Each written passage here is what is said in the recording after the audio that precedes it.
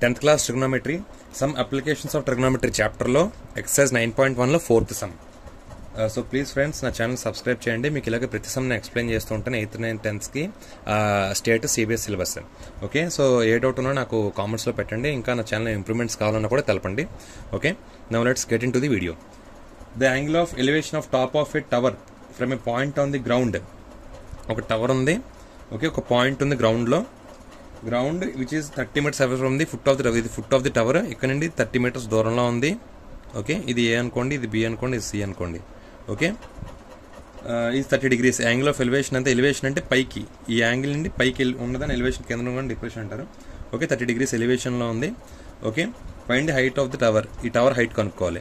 Okay, so answer మనకి tan 30 degrees equal to opposite by adjacent. tan 30 అంటే దీనికి opposite ఏంటి, ఏబి, ఎడ్జసెంట్ అంటే పక్కది బీసీ. ఎంత, 30.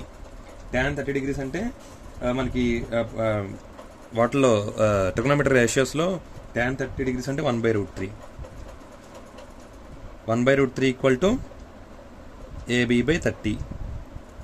ఓకే, మనకి 30/√3 వస్తుంది. AB equal to 30/√3. ఓకే, దీన్ని మనం ఎలా రాసుకోవచ్చు, రేషనలైజింగ్ √3/√3 చేసుకుంటే 30√3/√3 హోల్ స్క్వేర్ అంటే 3 వస్తుంది. 3 1s 3 10s. Answer 10√3. Okay, so ఈ టవర్ హైట్ ఎంత, 10√3 meters. ఎప్పుడైనా సరే మనకి చివరిలో యూనిట్స్, మీటర్స్ ఏంటి యూనిట్స్ అనేది మనం తెలుపుకోవాలి. ఓకే, సో ఇది గైస్ దీని ఆన్సర్.